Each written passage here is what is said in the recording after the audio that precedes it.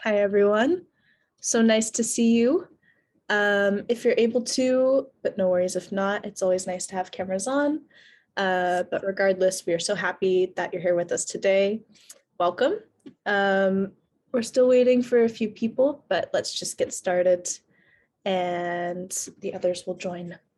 So my name is Julia Hovenier, and I am a collaborations coordinator for the Catalyst 2030 Secretariat. Along with my colleagues, Mishri Jain and Deepa Merchandani. Together, we help facilitate collaborations among Catalyst 2030 members, so social practitioners and their allies, whether that be corporate, government, or multilateral. And that ties in very, very nicely with our agenda item today and the topic of this Learning for Collaboration session, which is how do you really facilitate deep and inclusive multi-stakeholder collaboration? And luckily, we've got someone with lots of experience and knowledge on this from UNDP with us here today, and I'll let her introduce herself more extensively. But before we go into that really quickly, a few items from the Catalyst 2030 Secretariat. If you have not yet, please make sure to register for the Catalyst 2030 Awards, where we're trying to help facilitate and foster more of these inclusive collaborations between different stakeholders. And also, if you haven't yet, please sign on to the Shifting the Funding Paradigm NGO letter. We're trying to kind of build a mass movement asking for shifting of practices in the funding paradigm. Yeah, so welcome to Learning for Collaborations. And without any further ado, I will hand over to Sole. Thank you. Thank you very much, Julia. It's a pleasure to be here today. Thank you for inviting me to meet this wonderful community. My name is Sole Riestra. If we can share screen, Julia, maybe we can start off with a presentation. Thank you very much. So as Julia was sharing, we are here to discover what effective collaborative action is for UNDP, particularly for the Green Commodities Program. And I'll talk about that a little bit in a minute.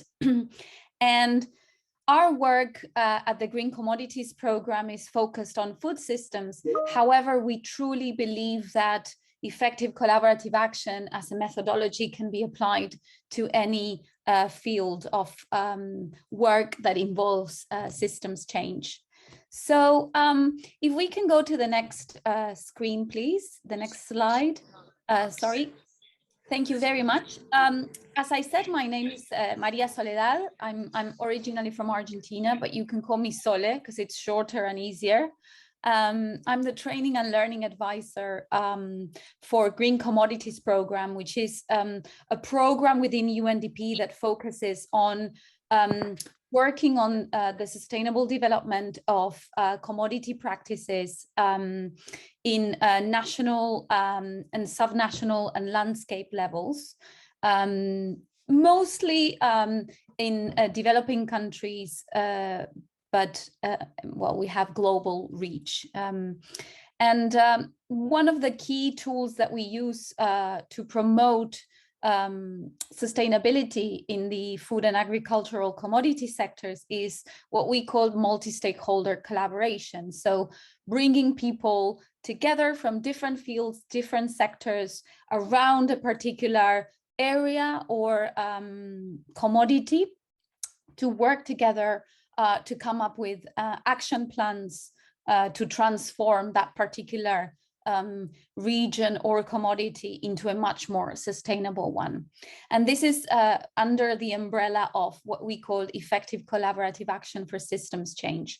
We're going to share all of these links with you later after the session finishes so that you can have a look yourself. So if we can go to the next slide, Julia, please. Thank you. Today, we are here to introduce what effective collaborative action is and isn't. We're going to play an experiment with effective collaborative action a little bit, and we're going to do an icebreaker exercise.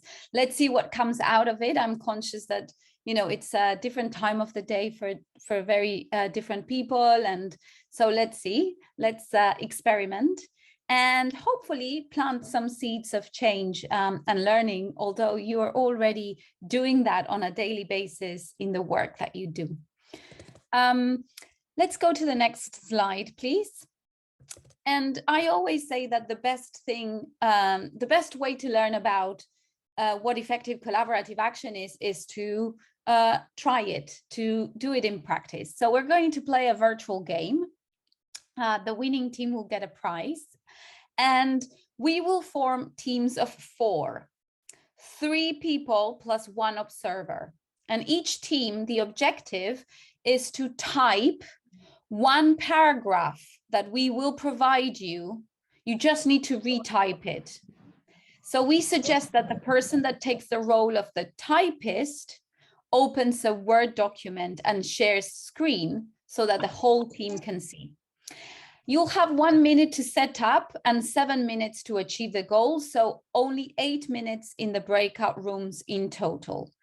And I mean, this sounds fairly straightforward, right? But of course, there's always a trick. And if we go to the next slide, the trick is that each team member can do certain things, but cannot do certain other things. So the typist can type, but he or she cannot see. So you either need to blindfold yourself or close your eyes and keep your eyes closed. Of course, after you've opened the blank Word document and shared your screen. The person that talks can speak, but she cannot hear. So you need to lower your computer volume to 0. And the listener can hear, but she can't talk. So you need to mute yourself. That's okay, Gabriela. Gabriela can join a breakout room just as an observer. That's fine. Thank you for letting us know, and we don't want to put you in danger. The observer needs to make sure that the rules are followed, take notes, just observe. Gabriela, you can just be a witness of the whole thing without taking any notes. Let's go to the next slide, please. The team that successfully types the paragraph with no mistakes or typos in the least time wins. And the observers, as I said, the idea is that they take notes of what's happening. So if we go to the next slide, please, and I'll copy all of this on the chat as you go into your breakout rooms. This is the text that needs to be typed. Never doubt that a small group of thoughtful, committed people can change the world. Indeed, it is the only thing that ever has. So how was that? So which groups managed to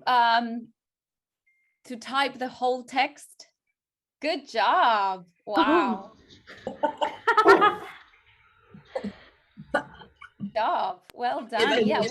Overachievers in the collaboration team. I have to say our team was, I mean, we had Kathleen typing was flawless. Amazing. Excellent. So if we go back so was ours. Sorry? I said, so was ours. Yeah, so I guess we spend a lot of time typing, a lot of our lives typing. We've become great typists, haven't we? Julia, if we can share the screen, please. Yeah, so let's see which teams managed to complete the task and which team didn't manage to complete the task. Should we share our screen? Oh, it's okay. You can just share verbally. Our team completed the task within the time with no grammatical errors, no typo. This is what my team, and by that I mean me. Fantastic. Fantastic. I love this. I'm going to take a screenshot of this. This is fantastic. So the summary of our team is that we had a good observer that said nothing despite all the dysfunction. Yeah, That person was definitely a good observer then. I was just giving myself credit anyway. Fantastic. Thank you very much. So if we think about this as a very short snippet of what collaboration looks like in real life, can we go to the next slide, Julia, please? What happened? What did you see? What did you hear? What did you feel? Was there collaboration? Yes, no? What are your thoughts? Yes, Julia, please. I was the talker, and it was really interesting because basically Kavita, who was typing, wrote the whole thing, but then there were just a few typos and grammatical errors. And then I had to think about, oh gosh, how do we go back and fix it? And I ended up just saying backspace 80 times. But I had to think about what Kavita was experiencing. So at one point I said, type T. And then I realized maybe she doesn't know where T is. Like if I give the whole word, it's a lot easier to more intuitively find the key. So I was constantly putting myself into her position to think about what was feasible and what was not, which I thought was interesting. Fantastic, definitely. So great insight. Yes, please. As the observer for that group and that dynamic, what was actually really lovely to see was Julia being reassuring and encouraging of, oh, you'll get there, it's fine. It's only a small word, and the kind of being empathetic, which was really beautiful to see, and kind of Kavita responding to that. Also, Kavita's got mad typing skills, but was very instinctive, like to know where a backspace, know where the arrows are. Clearly spent as an educator, but it was very instinctive as well. So it's working on instinct, but there being trust that you're being held. And I thought Julia was reassuring in a really lovely way. Yes. It was quite interesting to feel my board and not be able to see it. So it was like a very different experience to sort of try and remember that, okay, if I count down one, then I'll go to the backspace. It was interesting. Yeah, I loved that image of feeling held. And that's a very, very powerful image in collaboration and trust, you know, putting ourselves into other people's hands, right? I'm curious, what happened with the people that could listen but couldn't speak? Yeah, I'm a good example of that. You know, my mic wasn't working earlier, so now I have a different set of headphones and mic. But you know, I expressed it immediately, and my team was very understanding, and they said, "Okay, now you don't be that, you be this person," and I think it was very efficient all the way. And I was, you know, even if I wasn't speaking, I was nodding. You know, I was consenting to yes, this is okay. And then I think one time, one of our teammates said, does this mean period? Because I think she uses the word, no, full stop or period, you know, and then how, you know, quickly we got over that and managed. So I think it was a very good teamwork for us. But I kind of wanted to say things, but I knew I wouldn't be able to say anything because of the mic issues. Wonderful, though. Good experience. Yeah. I'm wondering what other observations. Thank you so much, Bhavna. Bhavna. Yes, Bhavna. Thank you very much, Bhavna. Yes, it was. I also felt our team was quite naturally going into that space of collaboration. We were together with Bhavna. Can we? Yeah. Thank you, Julia. And what other insights from the people that were listeners but couldn't speak about that role? Anything that caught anyone's attention?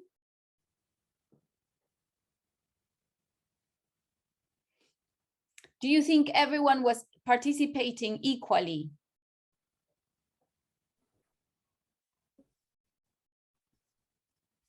Well, we weren't, right? I mean, you know, somebody was doing more and somebody was, so it wasn't proportionate actually. Yes, to answer your question, you know, very directly. Yeah. Yeah. Yes, exactly. And that's not to say that it's right or wrong, right? It's about acknowledging that in this particular case, yeah, some skills or some capacities were in a way taking more space than others, right? So noticing this, right? Yes, Kathleen, no worries. We'll continue and you can join whenever you're ready. Yes, so excellent. And if you have any other insights, please feel free to share them on the chat. Let's continue.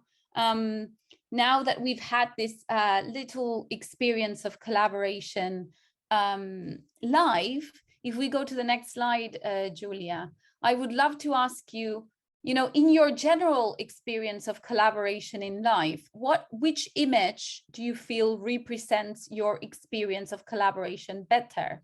And if you can type your answer, that would be great. And also if we can hear from one or two people that might feel compelled to share something, yeah, or that could give us their insights as to why they select any particular image. So just type the number of the image that you feel represents better your experience of collaboration. Thank you, John. 7, 8, 9, 7, 6 and 9, 9, 1. I'm curious about 7. Mishri, can you say a little bit more about that? Why 7?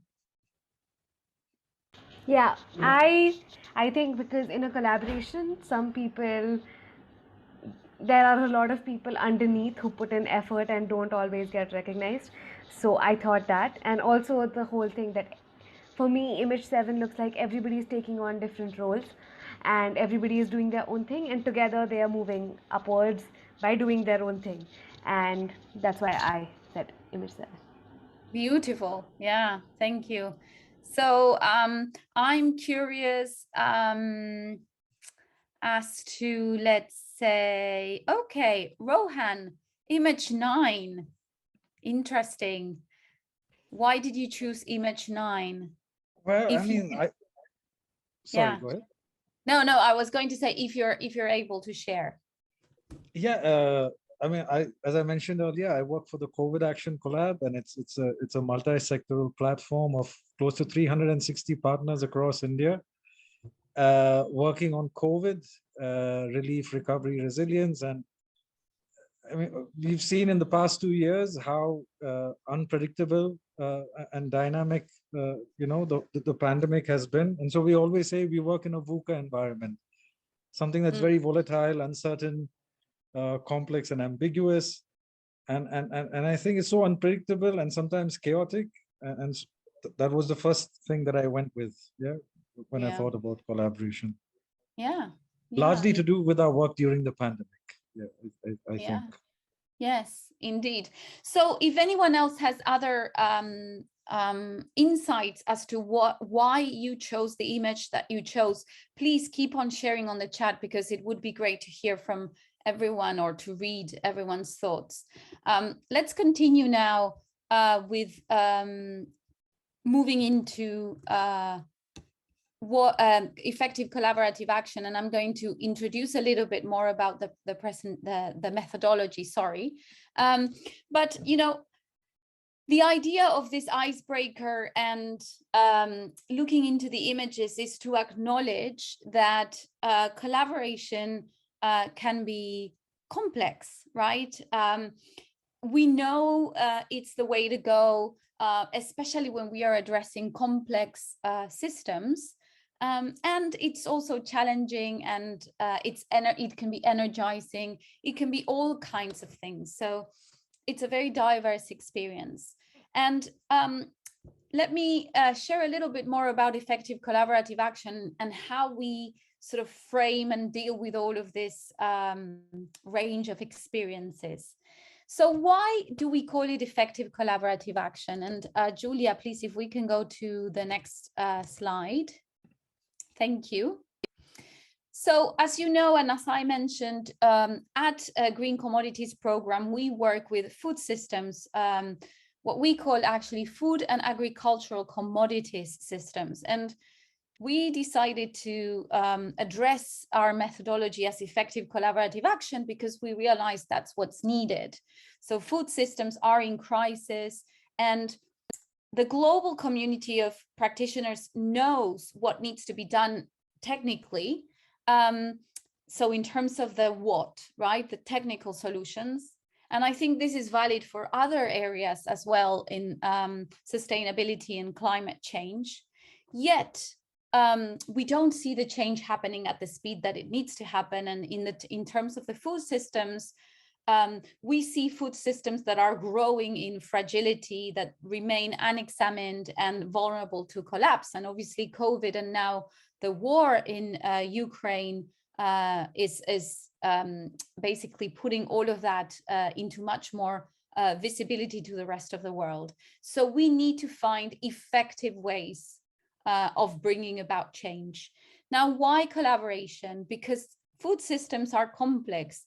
I think this is, and I've worked in different areas in sustainability, and food systems are definitely one of the most complex systems in sustainability that you can see, because it affects the whole value chain and the whole world.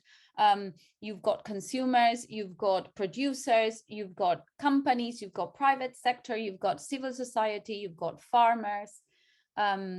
So it is a very complex field. And it is situated in highly interconnected eco-political, economical, and social contexts. So challenges cannot be solved by one person or one institution alone. And why action? And this is very important as well, because sometimes when we think about collaborative efforts, we may fall into the trap of stagnation. And actually, action is very important. We need to take action to minimize the presence and impact of, in the case of food systems, the issues of hunger, diet-related disease, and a planet in the trajectory towards environmental degradation and increased smallholder farmer poverty. So collaboration needs to be effective and needs to be action-driven so that we can move the needle and change these trends. If we can go to the next slide, please, Julia, thank you. Now, the Green Commodities program has extensive experience working with different commodities around the world. And we've built the effective collaborative action methodology based on all of that experience. We've got different countries, different commodities, what we call national platforms. So platforms are spaces where multi-stakeholders, for multi-stakeholder collaboration and dialogue, that basically come to an action plan, usually at a national level, and then that cascades into subnational and landscape. And obviously it's not always like that. Sometimes it's a little bit more messy. So you can have obviously also platforms and dialogues at subnational and also what we call landscape levels. But basically the methodology has been built based on the 10 years of experience working in different countries and with different commodities. If we go to the next slide, please. And when we try to capture this 10 years of experience, we came up with 10 key lessons learned, out of which I'm gonna focus on 3 in particular. And this report, if you're interested in food systems, I would definitely suggest you to read it, because it's a very interesting report on how to transform agricultural commodities. But for the purposes of today, we're going to focus on 3 key lessons learned. And next slide, please. And the 3 key lessons learned that are related to this methodology are that complex systems, as we said, demand more than technical solutions, that to achieve deep transformation, we need to focus not only on the what needs to be done, but also on the who and the how. So much more on people and relationships. You know, we were talking about in our example of collaboration, trust being held how the teams that were successful had a good communication or a good sense of relationship in that very small exercise. So there's a lot that needs to be said and worked on. How do we build strong relationships in order to achieve transformation? And also that deep transformation of our food systems require us all to continuously change. So it's not just the responsibility of one particular stakeholder. If we go to the next slide, basically, and this is the summary, what we say from our effective collaborative action is that we need to be working at the intersection of individual, collective, and system transformation as the sweet spot to accelerate our impact and progress towards the SDGs, towards food systems transformation, towards sustainable development. Finding the right balance between the what, which are the technical solutions, the how, which is the ways of working and the processes, being participative, inclusive, and relationship building, and the who, which is paying attention to the personal inner development of facilitators, conveners, and participants. Deepa, you were mentioning empathy. You know, these are the kind of values that we need to cultivate, and not just for our own self-development's sake, but also because this can transform into effective collaboration. Just briefly to share a quick example on how effective collaborative action can look like in practice. If we go to the next slide, please. I've just brought an example on a national oil palm platform of Liberia, which is a platform that the team has been working on. And this platform lasted for around 3.5–4 years. It was a multi-stakeholder group convened by UNDP, and the goal was to take deforestation out of commodity supply chains, tackling the underlying root causes of deforestation from our agricultural commodities, and particularly in the case of Liberia, focusing on palm oil. In Liberia, the main challenge was addressing the concentration of the production of palm oil. So palm oil basically taking over the space in Liberia. And it worked on different geographic levels, national and landscape, and it came up with a national action plan for sustainable palm oil production that the different stakeholders agreed and committed to. Now, in terms of effective collaborative action, what was done? This process, as we said, took 3.5 years. The people working in this project, they spent a good amount of the first year or so in what we call the phase of understanding the system. So doing root cause analysis, farmer needs assessment, targeted scenario analysis, public and private partnerships, production policy and enforcement, land use planning, and these are all, you know, different technical tools that were used. They created a roundtable on sustainable palm oil, an extensive stakeholder mapping and engagement. So, you know, all of these actions were taken to make sure that the working group had a good understanding of the system and a good understanding of what were the stakeholders that needed to be involved and how. Now, obviously, like every complex system and every complex project, if we go to the next slide, please, there were some successes and some challenges. Yeah, thank you very much. So the successes were the depth of understanding the system. There was a national action plan. There was a national accreditation from the roundtable on the sustainable palm oil. There was a good level of stakeholder engagement. We used something called signals of change to measure the progress and a clear movement in terms of collaboration. The government housed the platform, so there was a solid interest, public interest in keeping it alive. And the struggles, institutionalization, funding, engagement with private sector, government power shifts, continuous work of stakeholder engagement. So, you know, like every collaboration, it has its challenges, and that's something that we need to obviously keep in mind to continue working on. Now, next slide, please. To conclude on this particular example, there was a strong monitoring of the learning and the collaborative efforts that were taking over the 3.5 years. This is also a very important aspect of effective collaborative action. How do we measure impact? How do we measure progress? Now, just a quick question before we continue. I would love to hear your thoughts very quickly on how can collaboration, if we go to the next slide, how do you think collaboration can help us achieve transformative systems change towards a more sustainable future? And if we can hear from 1 or 2 people what your experience has been, that would be fantastic.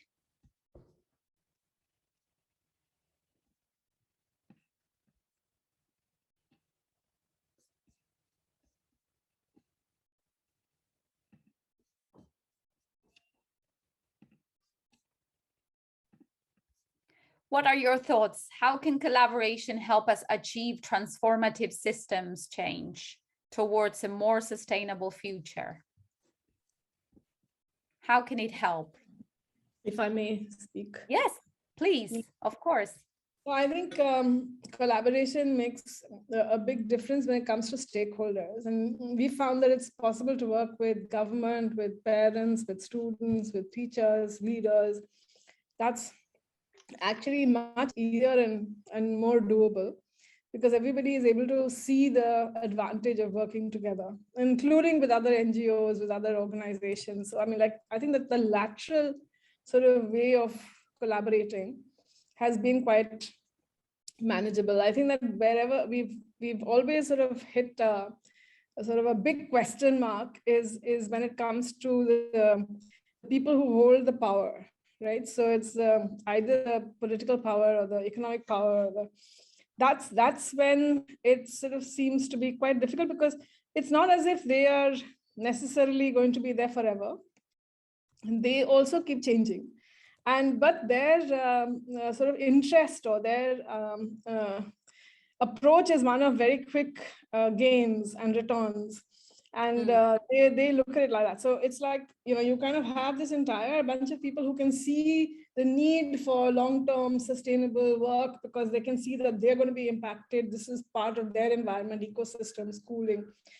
So that's just so much like clarity. But the people who are able to kind of decide whether somebody stays or moves, and you know, those kind of people who themselves don't know whether they're going to stay or move, that's the most destabilizing lot. And I don't know, that's where we find that that's a really huge challenge. Yes, at the moment. Indeed, Kavita, thank you. And you've covered challenges, which is great. And we will talk about power dynamics and how crucial they are in collaborative efforts. Thank you very much. Anyone else that would like to share their thoughts or insights? Yes, Kathleen, go ahead. Thank you. Well, I'm working with the buyers and sellers in the handmade sector, and we're identifying some of the challenges and issues. And one of the core challenges that we came to was that the sellers, the artisan companies, their margins are razor thin. And we actually did a study, and 50% of the companies, the owners do not take a salary, which wasn't really known or understood or talked about. And then we talked to the buyers. One of the on our team used to work for a major corporate buyer, and he said if he thought, he had heard that margins were low, and they were always saying margins were low, and he became numb to it because he wasn't really believing them. Because if he did believe them, if he believed they were that low and that close to the edge, they would let them go. They wouldn't work with them, because it's a high risk for a buyer to work with a company. That's their view. So we started to really understand, and what we're really blowing up, and this is where collaboration comes in, it's a system that doesn't work. It's a completely unsustainable, inequitable system. And the buyers who look to have the power are not aware. And it's not transparent to them what's really going on. So we're starting to open up just the awareness.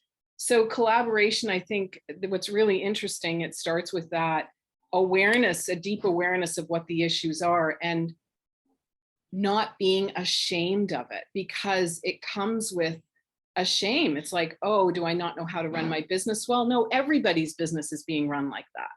So there's a real heart-centered approach required to transform and to collaborate together. And so this is an interesting journey. So that's why I'm so delighted to be hearing more about how to do this. Yes.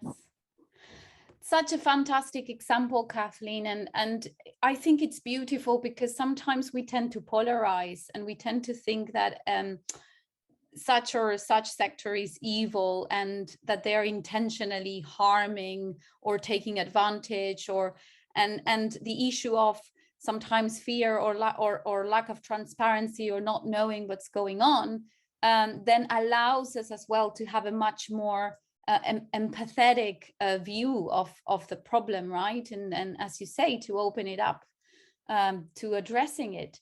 And also a beautiful connection as well with what's coming next, which is that collaboration and addressing systems change is not always easy. And Julia, if we can move 2 slides, please.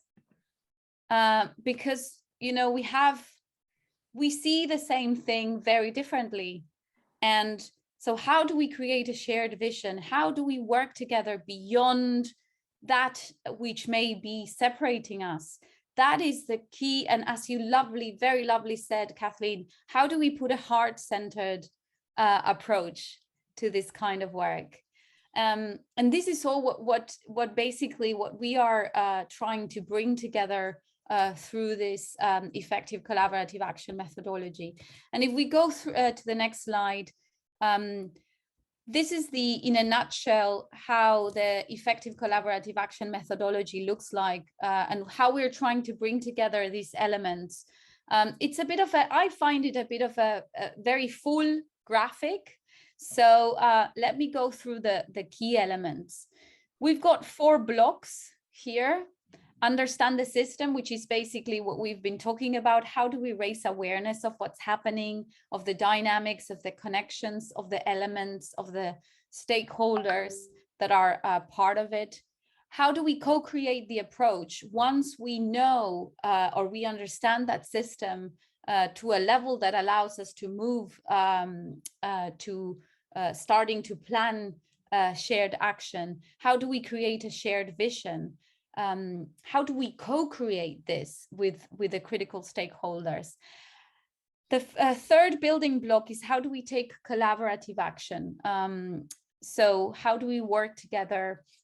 How do we sustain action as a group? And then learn and adapt is the 4th building block. Now, these building blocks are not meant to be linear. That's why you don't see them one after the other. They're meant to overlap with each other and to basically, they're cyclical, I would say. You don't necessarily stop understanding the system when you move to co-create the approach. You're always sort of going through these cycles, one with the other. But, you know, for the purposes of understanding where to place the focus, we've built them in this sense as 4 building blocks. Then we have what we call backbone support and stakeholder actions, and we'll talk a little bit more about that as 2 elements of the methodology, which are related to the kind of resources, the timing, the finances. So what are the things that we need to make sure that the project is sustainable throughout time? and that we can make it happen.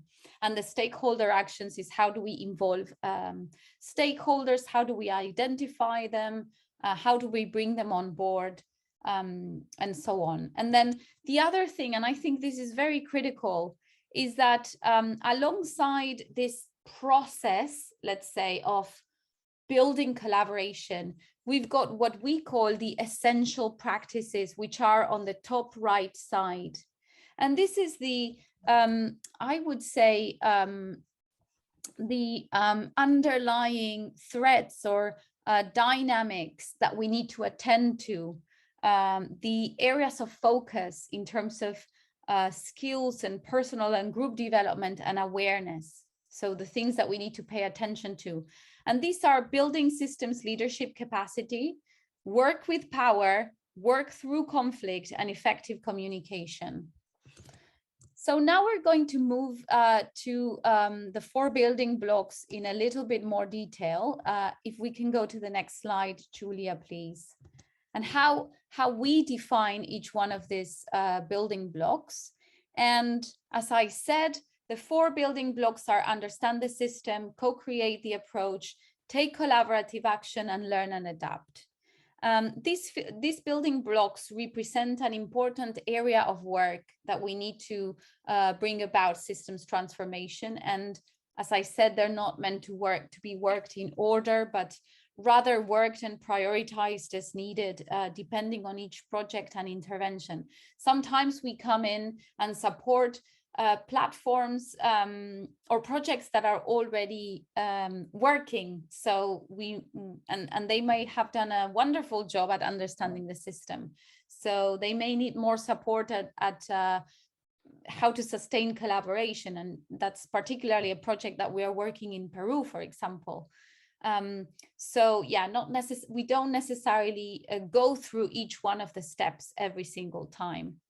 And understanding the system, if we go one by one, what we mean by it is developing awareness of the different parts involved in a project, a dialogue, or a platform in our terms, the connections and the interactions between them. And it is also about understanding what the current situation is, what needs to change, and where the leverage points for change might be. As you, in your beautiful example, Kathleen, what you basically did was definitely understand the system and bring the hidden information out to the surface. Then the building block of co-create the approach is about designing visions and plans and pathways for change, including the key stakeholders' voices and views and needs. Not all stakeholders need to be involved in the same way, and understanding who needs to be involved and how is also part of this building block. Then the 3rd building block is about taking collaborative action, and this building block highlights the importance of working together and taking action to bring change in the systems that we work with. And then finally, learning and adapt is the 4th building block, which is about recognizing that systems change is an ongoing and dynamic process, and nothing is written in stone. So there are no copy-paste solutions or magic recipes for success. So we need to make sure that we learn as we go, that we stay flexible, and that we adapt our course of action based on the feedback that we receive from the systems and the stakeholders involved.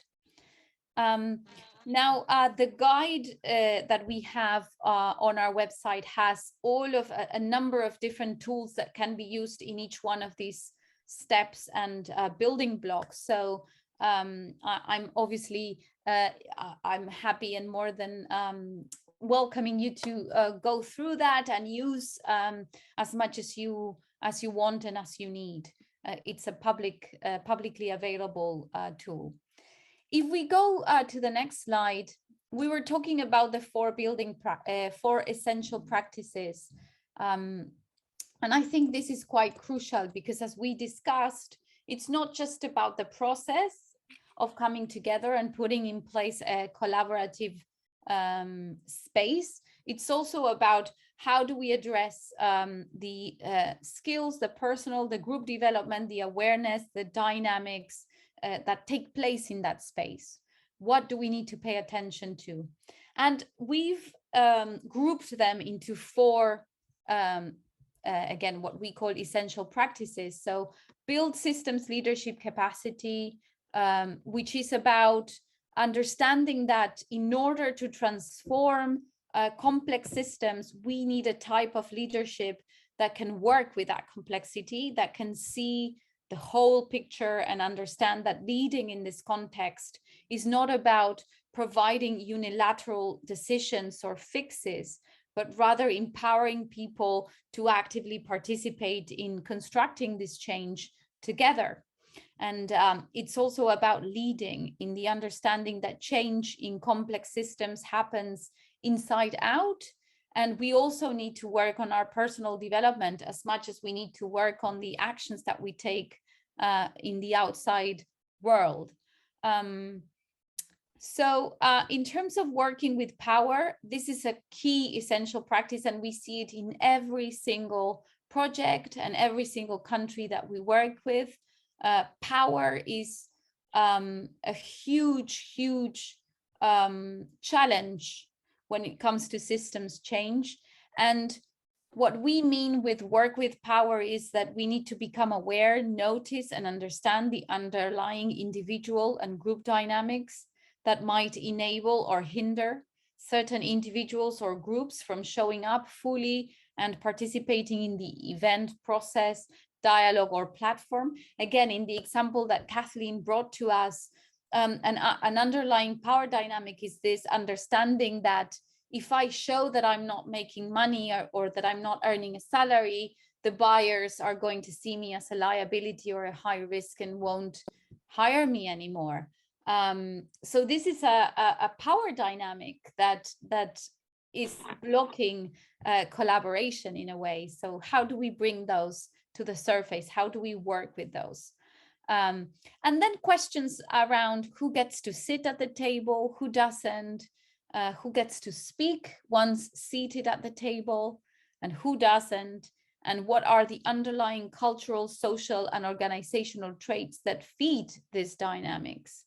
And how do we create a space for equitable participation, which is also not easy when we're working at the intersection of all of these variables. The other essential practice is working through conflict, and this goes hand in hand with power. The idea is that rather than trying to minimize or hinder or hide, conflict under the carpet, we want conflict to emerge so that it can be worked on. Otherwise, the conflict itself doesn't go away, and this is the typical elephants in the room. They remain present. Unless they are addressed, collaboration can only go as far. So managing and facilitating conflict is also a key aspect of effective collaborative action. And finally, effective communication. As we know, this is crucial in every single aspect of life: personal, professional relationships, teamwork, leadership. So collaboration is no different. And when we talk about effective communication, it's not just what we say and how we say it, but it's also, and many times, most importantly, how we listen. So for us, addressing communication systemically means working on how we communicate at a personal, collective, and systems level. And actually, next week, we're hosting a session with one of our team members that works on conscious food systems and a member of Plum Village on deep listening for our stakeholders. And I believe it's, I'm not sure, but I think it might be an open session, so I can send you the link in case you want to join. I think it's going to be a beautiful session. So this is an overview of the methodology, and there's a little bit more that I can share in terms of how we go about using it, but I would like to pause here for a minute and just take stock of what we've discussed and what we've shared so far, and see if there's any reflections, any questions, anything that resonates or that doesn't resonate. Please, let's open the floor for a few minutes of reflective sharing.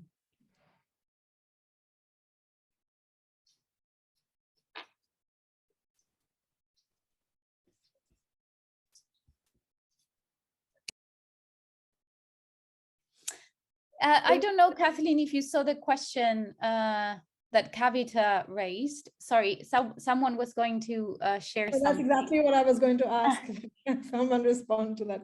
Kathleen, I asked you that question, actually. Thank you. Really good question. Yeah, I'm very excited to share. Like, we are really trying to tackle this. So we are hosting a summit in September with Williams-Sonoma. We do a digital summit for the global for handmade sector. And we announced that we talked to them about this last week, and the head of sustainability at Williams-Sonoma, we brought this up. Of course, she wasn't aware of it. And she said, we've got to tackle this. We got to tackle these tough issues. And I mean, I swear 2 years ago, that wouldn't have been the response. You know, we wouldn't have, it's the world is changing. And so we have the opportunity. So in answer to your question, I think the environment is changing, and the power is starting to become more open to new ways of doing things because they recognize it's not sustainable. And there are different ways to tackle this. There are different ways of coming up with solutions. And I just love these approaches because this is all about heart-centered leadership. And I'm working with a team on heart-centered leadership, and this is so powerfully integrated into that. And it's the only way to practice that we need to come through it. And without that, so I hope that the buyers will be open to stepping into viewing it in a new way. And some of the buyers are. I hope that answers your question, Kavita. Thank you. Yes, I think it does. I think that this is, where it goes deeper than just a particular specific problem. There's really the same issue, which is that if people see you as not really successful, whether you are a person producing, clothes or shoes or whatever, and that your margins are thin, even if you're a social entrepreneur, then you become less important to the people who have the power and have the money. And that's something that I find fascinating, because it should have been the opposite, actually. The idea should have been that if you have the funding and you can support the people who are really in the toughest situations to pull them out of that space, then that would be the best way to do it. But it seems like you have to have, everybody, the whole world has to have their own ability to become successful before they become even more successful.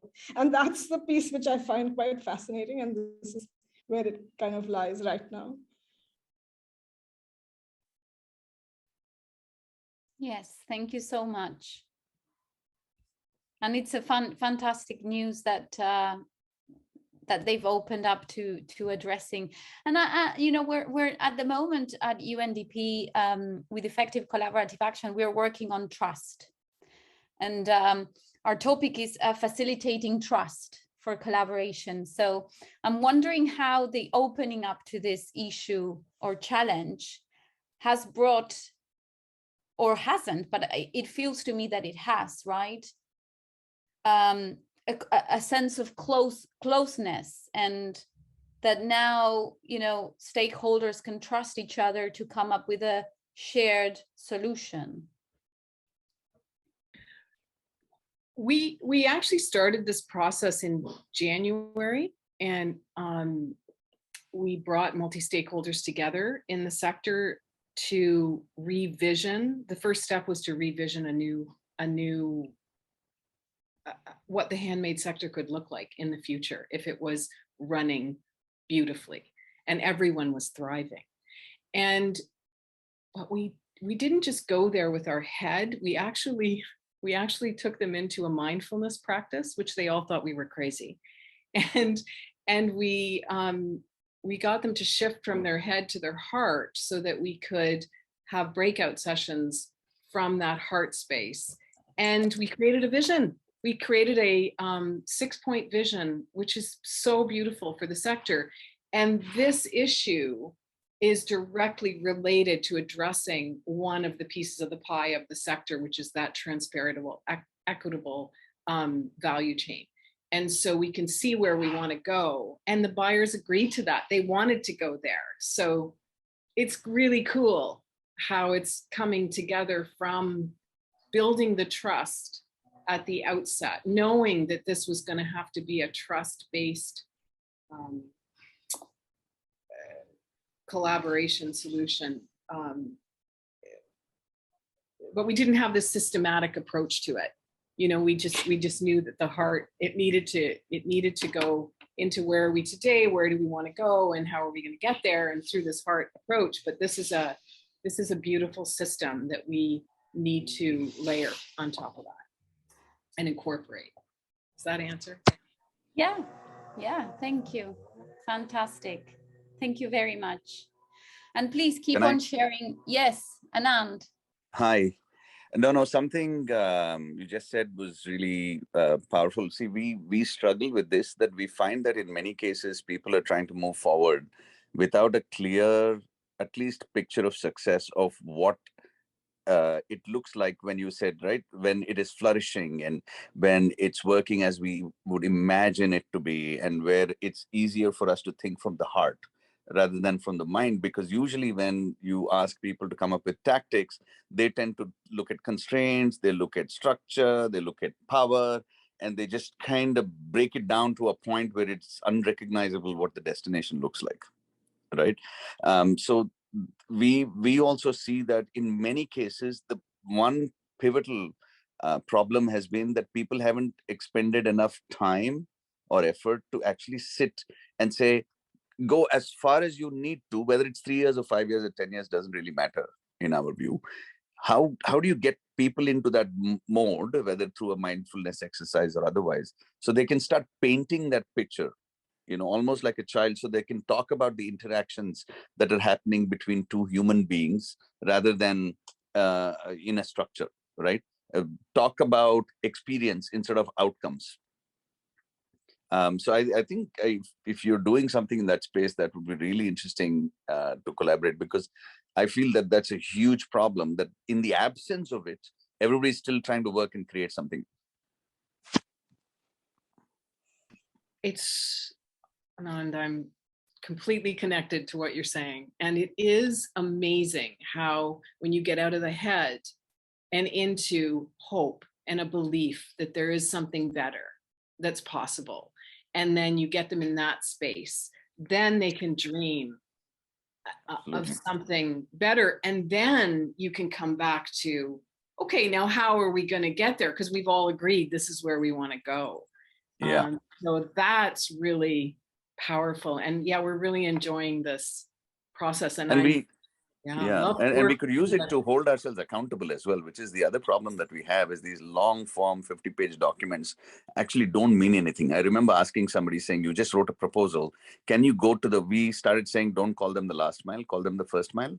So we said, can you go and read this out to that person? Do you think they will understand? You know, so this imagination is not just an exercise for us to think about them. It's basically saying, can we talk in a language that all of us can comprehend and participate in that imagination? That is number one.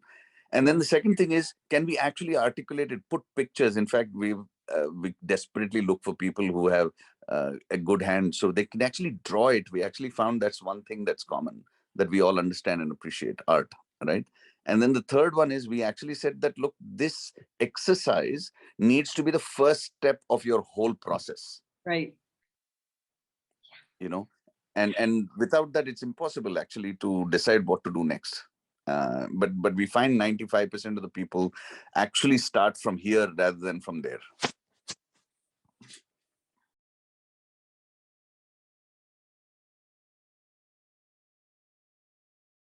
Thanks everyone for your amazing contributions and reflections. I think you're spot on in terms of the things that that we struggle with, right? And also it's great to hear how progress is being made and how it is possible to overcome some of those challenges, and how we just have to keep on trying and finding our way in like water. I'm gonna, just conscious of time, I'm just gonna go very quickly through a few more slides, and then we will share some of this material for you to use and reflect on your own. And Julia, you're more than welcome to share my email with our colleagues here, and you can reach out to me anytime. But if we can go back to the presentation just for a couple of more minutes. I've shared the framing of the methodology, and if we go to the next slide, many people ask us where to start when it comes to implementing effective collaborative action, and so we've put together some questions to guide our reflection on the process, and this is what we're going to share with you as a way of, helping you trigger that reflective process of how do I go about doing effective collaborative action. And these are some of the trigger questions for the 4 building blocks. If we go to the next slide, Julia, please. There's obviously abundance of questions. This is a more detailed one that we are going to share with you. And there's also another list of questions, Julia, if we can go to the next slide, please, that we offer as a guide to work on self-awareness as a facilitator and a convener, because we are part of that process, and we are part as well of the power dynamics and the conflict and everything that takes place in collaborative spaces. So I'm not going to go through the detail now because for time purposes, but you will have this material available to you. If you continue, please, on the next slide. Again, some tools and questions to guide your thinking around stakeholder actions and backbone support that you need to put in place. And finally, in the next slide, please, some questions to guide your reflection on the 4 key essential practices. So this is all going to be made available to you. And as I said, feel free to contact me anytime if you have any questions. Julia, I'm going to pass it over to you, given that we are right on time. If you want to say anything to conclude the session, please go ahead. Thank you so much, Sole. This was a fantastic session. I think I can speak for everybody that, yeah, it was really enlightening and really beautiful to hear everybody's thoughts and reflections on this. Thank you everybody so much for your time and attention. I'm going to post also some links in the chat, and I promise all of Soleil's and UNDP's brilliant material will be sent out in an email afterwards. But we do these learning for collaboration sessions once a month, where we invite people to share knowledge, methodologies, and skills like this. And your feedback is really valuable to us in determining this. So please let us know what you'd like to hear about next, even if it's just a reflection session on how do we answer some of these questions, and get input from different people working on different collaborations. So just please do let us know what's up. And we also have all of these sessions available on our website and blog post summaries in case you don't have the time. And now I have to hop off because another meeting is happening on the Zoom account, but thank you everybody. And thank you very much for everyone's input and a lovely session. Really appreciated. Bye everyone. Thank you. Thank you. Thank you so much.